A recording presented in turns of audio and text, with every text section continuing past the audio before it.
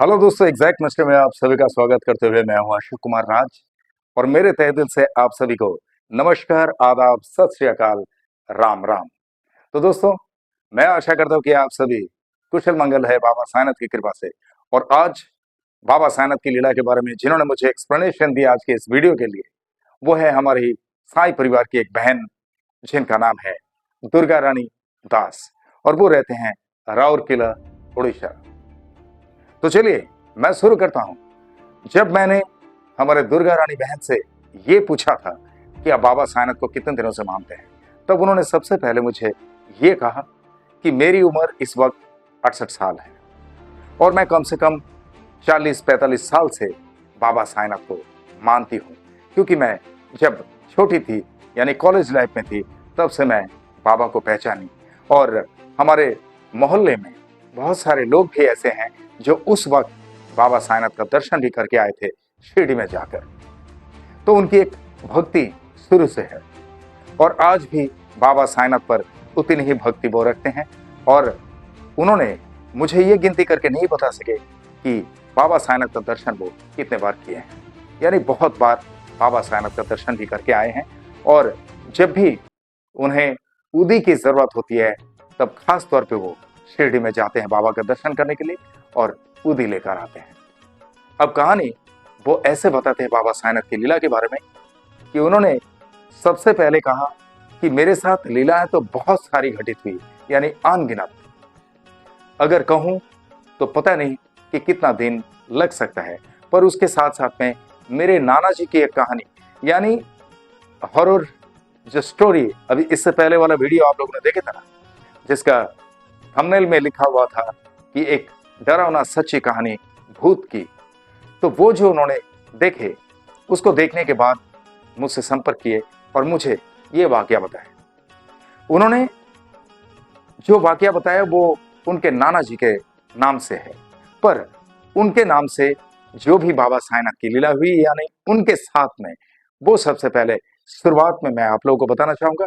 बाद में उनके नाना जी के साथ में जो कुछ भी घटित हुई है हॉरेबल थिंग, वो मैं आप लोगों को बताऊंगा। अब दुर्गा रानी जी ये कहते हैं कि एक मुख्य बाबा साईनाथ की लीला, एक बार क्या हुआ, उनका हस्बैंड जो है एक प्राइवेट फाइनेंशियल कॉर्पोरेशन में काम करते थे और उस काम के दौरान उन्हें वाकई बाहर आना जाना करना पड़ता था, बहुत सारे लोगों से उन्हें मिलना पड़ता था। लेकिन इसी बीच उनका कभी कभी कहीं पे रात बिताना ये संदेहजनक लगता था हमारे दुर्गा जी को। और दुर्गा जी इस संदेह को अगर क्लियर भी करें तो कैसे करें।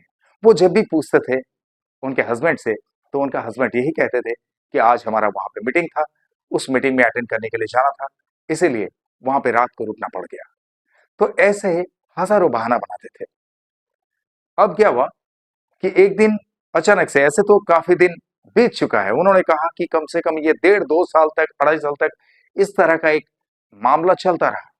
बाद में इन्हें किसी सूत्र के जरिए पता चला कि इनका हस्बैंड जो है किसी एक गैर औरत से लगाव में आ चुके हैं और इसीलिए वो संसार में ध्यान कम, उनमें ध्यान बहुत ज्यादा देते हैं। अब ये घटना तो चलती ही जा रही है। अब वो पूछे भी तो कैसे पूछे, क्योंकि इनके पास प्रमाणिकता के तौर पे कुछ भी नहीं है। अब वो एक दिन अचानक से पूछे, जब वो रात बिता कर आए, कि भाई ये मीटिंग तुम्हारा कहाँ पे था और तुम्हारे साथ में कौन कौन सा दोस्त था वहां पे। तो इनके हस्बैंड ने उनसे ये कहा कि तुम मेरे सारे कॉलिग्स को या मेरे दोस्त लोगों को जानते हो, तुम इस तरह से बात कर रहे हो, तुम्हारा कहने का मतलब क्या है। तो इस बारे में बहुत ज्यादा आर्गुमेंट्स भी हुए थे उनकी। लेकिन एक बार इनका हस्बैंड खुद ब खुद इस तरह से फंस गए थे कि जब उस सामने वाली औरत को कुछ पैसे की जरूरत पड़ी, उस वक्त कम से कम 40-50 हजार रुपए की जरूरत थी। अब ये तो बताना मुश्किल है कि वाकई उनको जरूरत पड़ी थी या वो ऐंठने के चक्कर में रहती थी, पर इनके हस्बैंड से कहा कि मुझे 50 हजार रुपए की जरूरत है। अब इनके हस्बैंड ने कहा, अरे बाप रे, इतना बड़ा रकम मैं कहां से जुगाड़ कर सकता हूं, अगर 2-4 हजार में काम चल जाए तो भी मैं कर सकता हूं। बोला नहीं, मुझे चाहिए तो 50 हजार ही चाहिए और तुम कहां से लाओगे, कैसे लाओगे, इसके बारे में मुझे कुछ पता नहीं है, बट तुम्हें देना है तो देना है। अब इस तरह का जिद पे आ गई, और जब जिद पे आ गई तब इनका हस्बैंड जो है परेशान हो गया, और उसके बाद वो स्त्री इनसे मिलना चालू रखा, यानी कंटिन्यूअसली वो मिलते जा रही है एज यूजुअल, लेकिन अब कहीं स्टे करने के लिए नहीं या कहीं घूमने के लिए नहीं। वो जब भी मिलती है उनको वार्निंग के साथ बताती है कि तुम इतने दिनों के अंदर अंदर मुझे 50,000 रुपये दोगे और तुम्हें देना ही है। अब बताओ तुम क्या करते हो। तब इनका हस्बैंड बहुत परेशान हो गया, अरे तुम इस तरह से बात कर रहे हो, ऐसा लगता है कि मैं भागने वाला हूं और तुमसे मैं बहुत कर्ज लेके रखा हूं, तुम इस तरह से। तब इनके हस्बैंड को बहुत ज्यादा डांटते हुए उन्होंने कहा कि देखो, ये सब उल्टी सीधी बातें मुझे सुना मत, मैंने जो कह दिया सो कह दिया। अगर तुम 50,000 रुपये मुझे नहीं देते हो तो मैं तुम्हारा वो हाल करूंगी जो कि तुमने जिंदगी में कभी सोचे भी नहीं होंगे, क्योंकि तुमने मुझे जिस तरह से प्रयोग में लिया, जिस तरह से मेरे साथ में बदसलूकी की, तुम्हें पता है कि तुम्हें कितनी बड़ी कीमत चुकानी पड़ सकती है इसके लिए। इस तरह से जब थ्रेटनिंग दे दिए, तब थ्रेटनिंग देने के बाद अब क्या करें, और तो कोई है नहीं कहने के लिए। हालांकि इनकी मिसेस यानी हमारी दुर्गा रानी बहन जो है, ये तो बाबा की भक्ति में पूरी तरह से अपने आप को ढाल दिए, अपने आप को बाबा के चरणों में समर्पित कर दिए। इन्हें अंदेशा जरूर होता है, लेकिन प्रामाणिकता के तौर पे वो कुछ कह नहीं पाते हैं, इनके पास प्रमाण कुछ है नहीं कि कैसे बताएं। अब वो बाबा से प्रार्थना करते हैं कि बाबा, अगर ये घटना सच्ची है तो तुम जरूर मुझे सूचित कर दो और तुम दिखा दो कुछ कि मेरा हस्बैंड इस तरह से क्यों सुलूक करता है, मुझे कुछ बताता क्यों नहीं है, उसके साथ कोई परेशानी है या क्या है, उसका कुछ एक्स्ट्रा मैरिटल अफेयर है या क्या है, मुझे तो कुछ पता ही नहीं चल रहा है। जितनी हवा में उड़ती हुई बातें मुझे सुनाई देती है, बस उतनी। तो बाबा, तुम्हें तो सब कुछ पता है, तुम्हें तो सब कुछ दिख रहा है, अब जो कुछ भी करना है तुम्हें ही करना है। बस ऐसा कह दिए। ऐसा कहने के बाद देखे कि उनका हस्बैंड जो है रेगुलर की तरह वो काम पे जाना आना वो करते तो रहते हैं, पर उनके चेहरे पे वो रौनक नहीं है, वो जो चमक उनके चेहरे में होना चाहिए वो चमक गायब है। तब बहुत प्रेशर के साथ में दुर्गा रानी जी ने उनसे पूछा कि जरा आप बताओगे कि आपके साथ में क्या परेशानी हुई है, आपके चेहरे पे वो रौनक मुझे दिखते नहीं है, और ना ही आपका वो चमक धमक, आपके अंदर वो एनर्जी लेवल, बात क्या है, हमेशा आप मायूस क्यों रहते हो।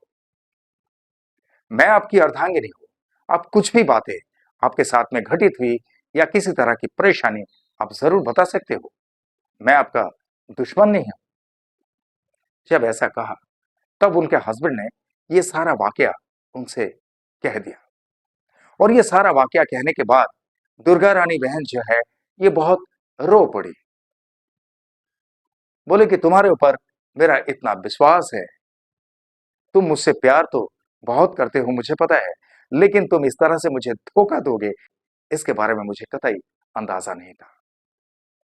खैर ठीक है, कोई दिक्कत नहीं, लेकिन अब तुम्हें इसका सिला मिल गया ना।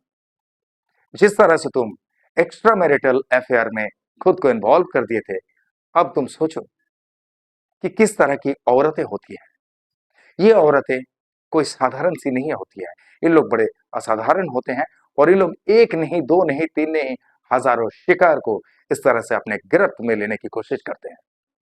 इस तरह से हमारी दुर्गा बहन ने अपने हस्बैंड को समझाई। अब हस्बैंड ने इनसे जब पूरी तरह से डिस्क्लोज कर दिया मैटर को, उसके बाद हस्बैंड ने इनसे ही पूछना शुरू कर दिए कि अब तुम ये बताओ कि अब क्या किया जाए। वो तो मुझे बहुत प्रेशर डाल रही है कि मुझे 50,000 रुपया चाहिए। बोला ठीक है, आप शांत बैठ जाओ, उसके साथ बिल्कुल मिलो मत, और वो कभी भी अगर तुम्हारे पास आए या कुछ करे तो उन्हें सिर्फ इतना ही कहना कि तुम वेट करो, मैं जरूर दूंगा तुम्हें, बाकी और कुछ नहीं, बाकी तुम साईं बाबा पे छोड़ दो। और मुझे जहां तक कि अंदाजा है कि वो सिर्फ तुम ही नहीं हो, उनके साथ बहुत सारे लोग इस तरह से जुड़े हुए हैं जिनके साथ में वो इसी तरह की हरकतें की होगी। जहां तक मुझे विश्वास है, और मेरे साईं हैं, मेरे साईं जो हमारे दिमाग में डालते हैं, जो हमारे दिमाग में बताते हैं, तो वो झूठ नहीं हो सकता है। मुझे जहां तक ये अंदाजा है, और मैं भी एक स्त्री हूं, तो मैं चीज को समझ सकती हूँ। तो ऐसे ही उनके हस्बैंड को उन्होंने सचेत कर दिया, और उनका हस्बैंड भी इस बात को मान गए।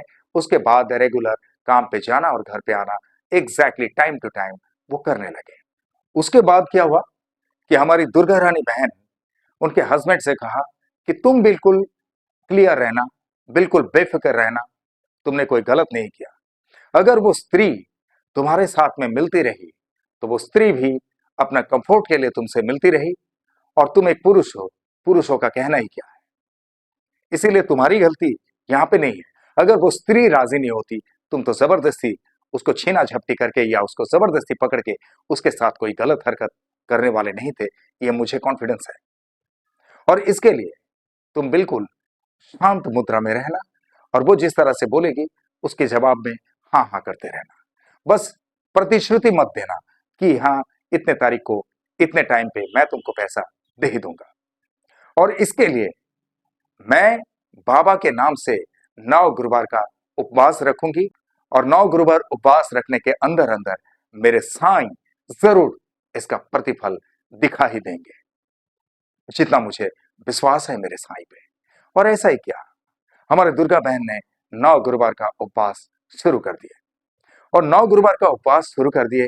उसके बाद जैसे ही चौथा पांचवा गुरुवार उनका उपवास कंप्लीट हो गया, उसके बाद अचानक से एक खबर मिली उनके हस्बैंड के पास कि वो जो स्त्री थी, वो स्त्री कोई साधारण वाकई नहीं थी।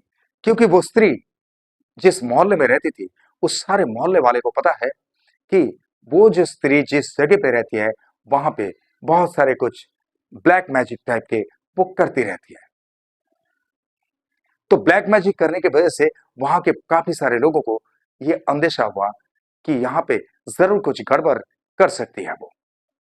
और ऐसा करने के बाद जब उन लोगों ने कई सारे केसेस को सुने कि बहुत सारे लोग उनके घर में, यानी बहुत सारे परिवार उनके घर में आकर उनको दबाव डालना शुरू किए, तुम तो बड़े कमाल के हो, हमारे घर के पुरुषों को पकड़ पकड़ के तुम उन्हें ब्लैकमेल करना चाहती हो।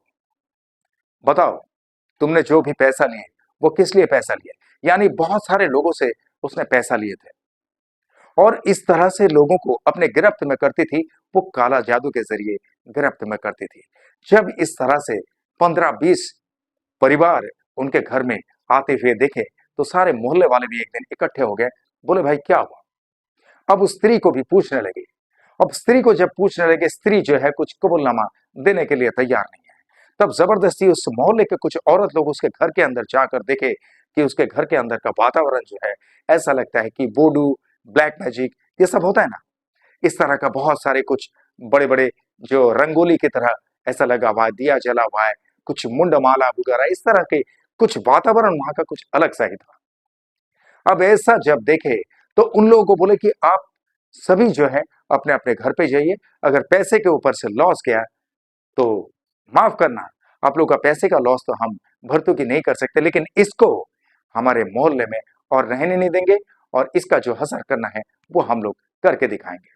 तो वो पंचायत एरिया था, और उस पंचायत एरिया में से बहुत सारे लोग जो है इकट्ठे हो गए, और इकट्ठे होने के बाद उसको उसी के घर में बंद करके और उसको जलाकर मार डाला। और सारे मोहल्ले वाले यही कहने लगे, ये औरत कोई साधारण औरत नहीं थी, ये यहाँ पर बैठे बैठे तांत्रिक विद्या का प्रयोग करती थी, और सारे लोगों को अपने झांसे में लाने की कोशिश करती थी, और बहुत सारे लोगों को धोखे से उसने ब्लैकमेल करता रहा। और हमारे मोहल्ले में भी इस तरह का वातावरण हो गया कि ये जब से यहाँ पर आई है, तब से हमारे यहाँ पे ऐसा लगता है कि बेचैनी सी हो रही है।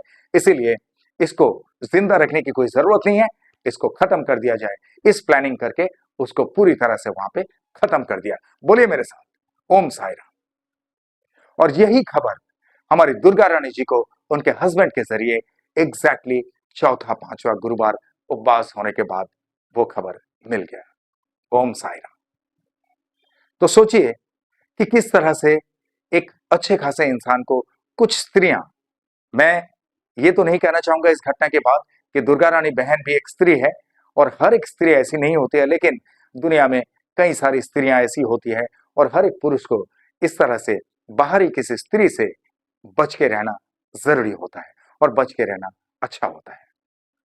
और ये किसी स्त्री के नाम से कोई ठेस पहुंचाने वाली बात नहीं है, क्योंकि आप सबको पता है, पूरी दुनिया वाले को पता है कि इस तरह की घटनाएं अक्सर होते रहते हैं। और ये जो चीज है, ये चीज में बहुत सारी स्त्रियां माहिर रहते हैं, और बहुत सारी स्त्रियों को आप लोगों ने देखे होंगे रास्ते में चलते हुए जिस तरह से सिगरेट फूकती है, और उन लोग सिगरेट पीते हुए जब मोबाइल में बात करते हैं, उन लोगों की जुबान से इतनी गंदी गालियां और बात करने का तरीका आप लोग सुनेंगे तो आप लोग का दिमाग भी चकरा जाएगा, सन्न हो जाएगा।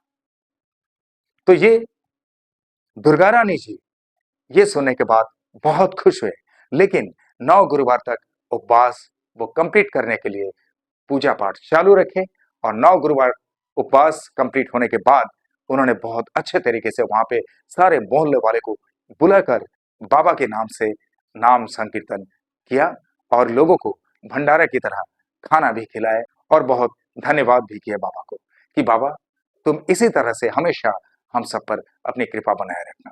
ओम साई राम। अब इसके बाद इनके नाना जी के बारे में, इनके नाना जी के बारे में एक कहानी वो ये बताते हैं कि उनका नाना जी एक फार्मर थे, यानी किसान थे, और जब खेती करते थे तो अक्सर उन लोग खेती में जाते वक्त उनका एक पड़ोसी दोस्त था, यानी 8-10 घर के बाद उनका एक दोस्त था, उनकी भी खेती उन दोनों के आजू बाजू में ही है।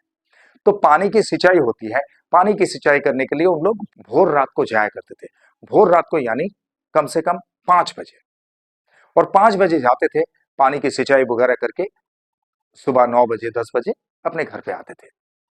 अब अक्सर उन लोग एक दूसरे को आवाज देते थे, क्योंकि उस वक्त मोबाइल वगैरह का कोई कनेक्टिविटी तो नहीं था, और इसके लिए उन लोग एक दूसरे के घर में जाकर ही उसको जगाते थे और उसको साथ में लेकर जाते थे।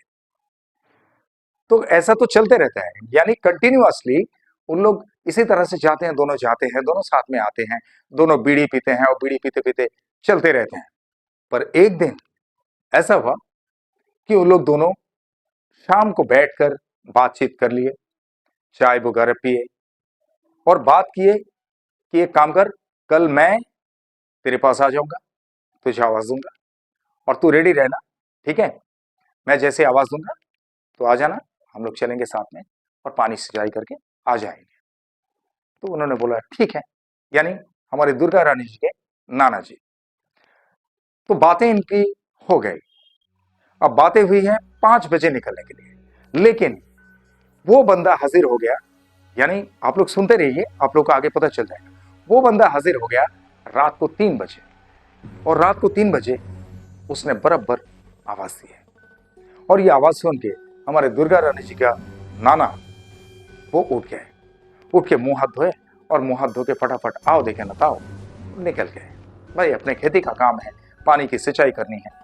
तो वो दरवाजा खोले, बाहर आए, यानी मेन गेट, और उसको ऐसे ही खिसका के रख दिया कि अभी तो सभी उठने वाले घर के स्त्री लोग, और उन लोग कामकाज में लग जाएंगे, तो हम ऐसे ही चलते हैं, दरवाजे में ताला लगाने की जरूरत नहीं। और उस वक्त तो बहुत पीसफुल रहता था, इतना कुछ ज्यादा चोर उचक्के का डर नहीं था। वो निकल गए, और निकलते ही उन्होंने जब दरवाजे से निकला तब उनका दोस्त देखा कि 10 कदम आगे चल रहा है, और वहां से आवाज दे रहे, अरे जल्दी आ जल्दी आ। वो बोला हाँ हाँ। तब इन्होंने एक बीड़ी जलाया, क्योंकि चल चल के जाना है, और कम से कम उनके घर से आधा किलोमीटर की दूरी पे है वो खेती, जहां पर वो पानी की सिंचाई के लिए जाने वाले थे। अब बीड़ी जला लिए, और जैसे ही बीड़ी जलाए, बीड़ी जलाने के बाद तो देखे कि वो दोस्त इनके तरफ मुड़ के देखे नहीं। इन्होंने पूछा भी, अरे बीड़ी नहीं पिएगा तू? बोला नहीं नहीं अभी नहीं। ऐसे ही मतलब वो आगे चलते हुए वो पीछे से ऐसे हाथ दिखा के बात कर रहे कि नहीं अभी नहीं, बाद में पिएंगे।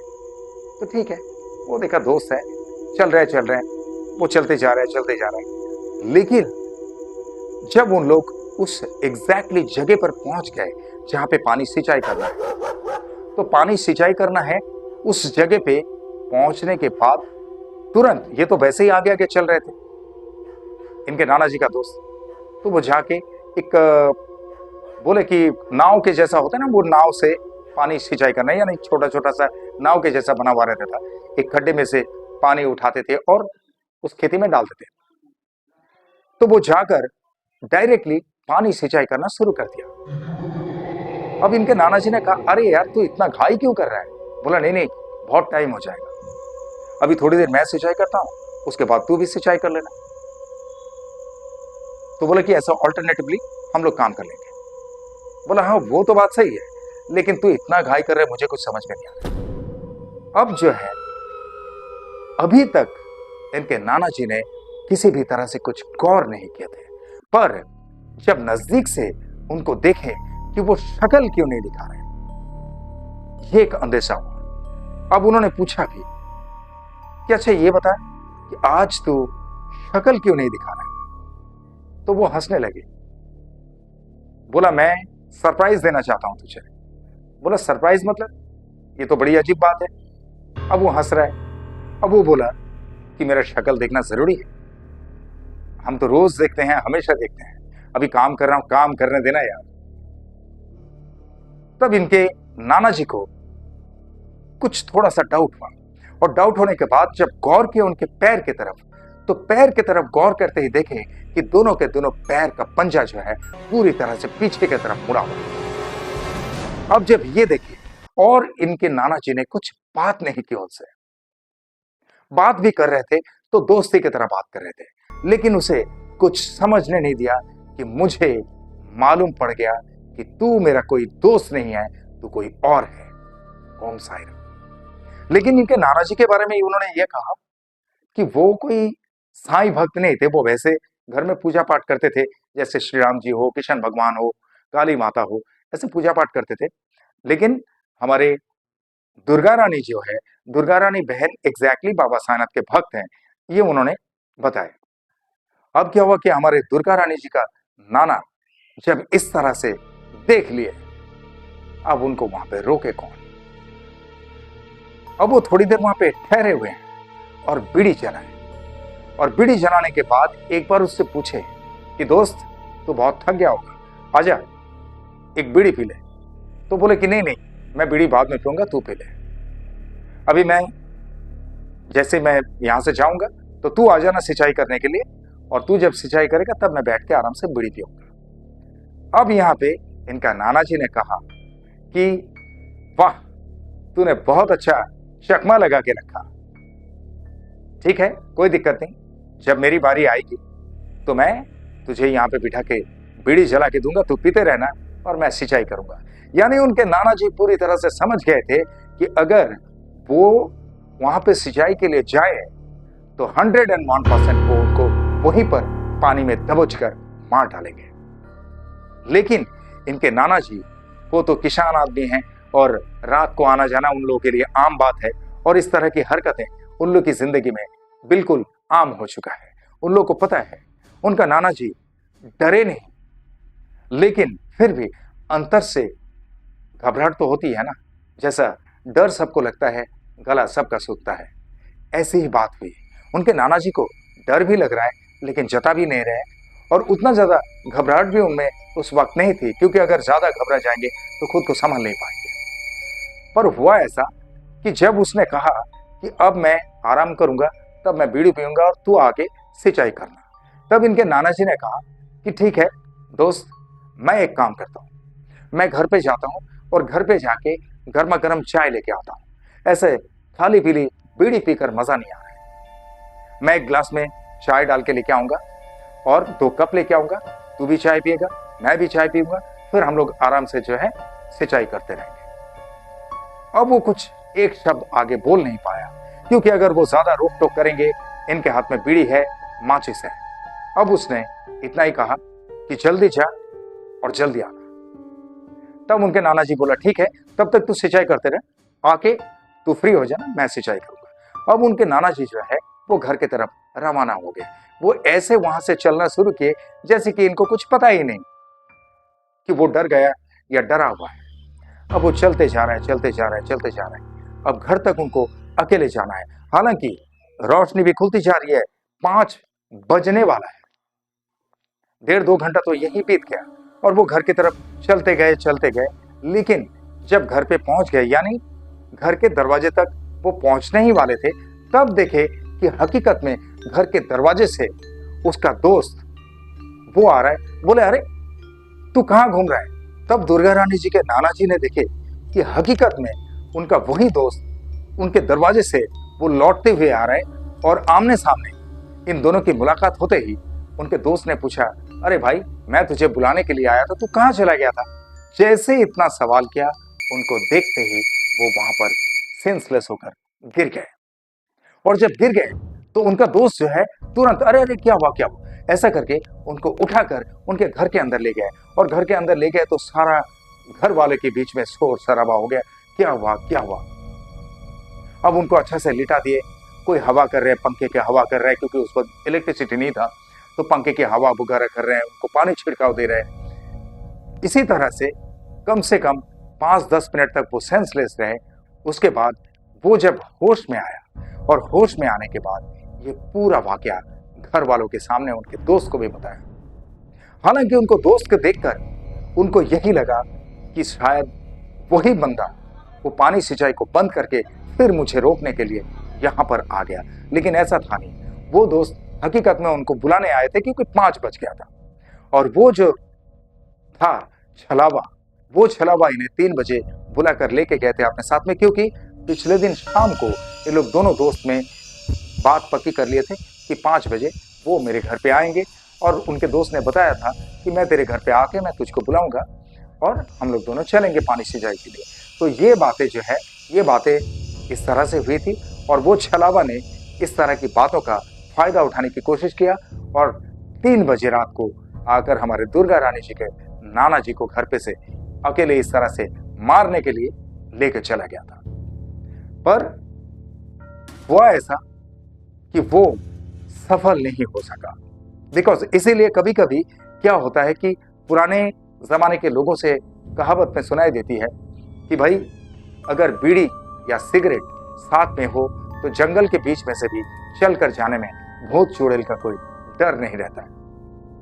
क्योंकि एक बार अगर सिगरेट जला लोगे और उसको पीते जाओगे, जैसे ये खत्म हुआ दूसरा लगा लोगे, जब तक कि वो जंगल से आप निकलते जा रहे हो तब तक आपके आसपास कोई भी हवा भूत चुड़ैल फटेंगे नहीं। और बात ये हकीकत है जिस तरह से हमें सुनाई देती है। खैर, हमारी जिंदगी में भी इस तरह का कोई एक्सपीरियंस तो है ही नहीं, इसीलिए हमें सॉल्यूशन भी पता नहीं है। लेकिन बड़े बुजुर्ग से हम जो सुनते हैं वही हम सीखते हैं, क्योंकि उन्हीं का उंगली पकड़ के हम चलना सीखे हैं। तो दोस्तों, दुर्गा रानी जी हमारे साईं परिवार की बहन, मेरे पिछले एपिसोड को देखते हुए उन्होंने ये वाकया मुझे बताया। और उनके साथ में बाबा साईनाथ की कृपा से जिस तरह की कुछ भी घटनाएं घटित हुई है और बाबा साईनाथ के प्रति उनकी भक्ति कितनी है, इस चीज को भी उन्होंने जाहिर किया। तो मैं आशा करता हूं कि आप लोगों को अच्छा लगा होगा और आप लोगों के साथ में भी इस तरह की कुछ घटनाएं हैं। ऐसे बहुत सारे कमेंट्स में भी आ जाता है कि यह हकीकत है और ऐसा हमारे परिवार के एक सदस्य के साथ हुआ था, तो ऐसे बताते हैं। तो आप लोग अगर फोन करके मुझे बताएंगे या मेरे व्हाट्सएप में वॉइस मैसेज के जरिए भेजेंगे तो भी मैं इस तरह से बना दूंगा, क्योंकि ये एक ऐसी स्टोरी है जो हॉरर स्टोरी, ये सबको अच्छा लगता है, चाहे बच्चे हो या बूढ़े हो, क्योंकि बाबा की बात तो इसमें है ही। बाबा की कृपा हमेशा बनी रहती है हमारे साथ में, क्योंकि हम अंतर मन से बाबा पर समर्पित कर दिए। तो ये सब घटनाएं जो है, ये सब घटनाएं भी हमारे जिंदगी का ही एक हिस्सा है और हमारे प्रकृति का हिस्सा है, तो चलते रहता है। तो आप लोग इस तरह की घटनाएं भी मुझसे साझा कर सकते हैं। मैं इसी तरह से वीडियो बनाकर एग्जैक्ट मिस्ट्री चैनल पर लेके आऊंगा। तो दोस्तों, चलते चलते हर बार की तरह मैं यही कहूंगा कि हमारे साईं परिवार की बहन दुर्गा रानी दास जी के मन में बाबा साईनाथ के प्रति कभी भक्ति में कोई डगमगाहट ना आए और इनके साथ साथ इनके पूरे परिवार पर बाबा साईनाथ की कृपा हमेशा इसी तरह से बनी रहे। हमेशा बाबा की कृपा बरसते रहे, इसके लिए बाबा से प्रार्थना जरूर करना। और आप लोग जिस तरह से मुझे प्यार देते आए हैं, जिस तरह से मुझे प्यार करते आए हैं, इसी तरह से हमेशा आप लोग के प्यार की जरूरत है। आप लोग का प्यार हमेशा मेरे सराखों पे है। आप लोग का प्यार मेरे लिए सिर्फ प्यार नहीं है, आप लोग का प्यार ही मेरे लिए आशीर्वाद है। आप लोग का प्यार और मेरे साईं की कृपा अगर मेरे साथ में हो तो I can do a lot of things. और इसीलिए आप लोग के दिल में एक छोटी सी जगह जरूर रखना जहां पर अशोक कुमार राज वो एग्जैक्ट मिस्ट्री हमेशा के लिए रह सके। ओके। और आप लोग जो भी मेरे इस चैनल में नए हैं, आप लोग मेरे इस चैनल को लाइक करें, शेयर करें, सब्सक्राइब करें एंड बेल आइकन को जरूर दबा दें। और मुझे अगर कोई सहयोग देना चाहते हैं तो सहयोग देने का एक रास्ता आप लोगों को बता दूं कि आप लोग यहाँ पे जो क्यूआर कोड देख रहे हैं, इस क्यूआर कोड के बाजू में लिखा हुआ भी है, आप लोग क्यूआर कोड के जरिए भी मुझे आपके मन मुताबिक धनराशि भेजकर मुझे कोऑपरेट कर सकते हैं। या तो थैंक्स बटन दबा देना या तो मेंबरशिप बटन को जरूर दबा देना, ताकि आप लोगों के लिए बेहतरीन बेहतरीन वीडियोस को मैं ला सकूं। ओके, और चलते चलते मैं इतना ही कहूंगा दोस्तों, बहुत ख्याल रखिए अपना। और जिस तरह से आप लोग बाबा साईनाथ पे भक्ति रखते हैं, इसी तरह से बाबा साईनाथ हमेशा आप सब पर अपनी कृपा दृष्टि रखे, हमेशा आप सब पर अपनी कृपा बरसाते रहें। ये मेरे तहे दिल से आप लोगों के लिए शुभकामनाएं। और जिस तरह से इत्मीनान से आप लोगों ने ये वीडियो देखे हैं, जिस तरह से अपना कीमती वक्त देकर ये वीडियो देखे हैं, इसके लिए आप सभी को मेरे तहे दिल से बहुत बहुत धन्यवाद के साथ ओम साईं राम।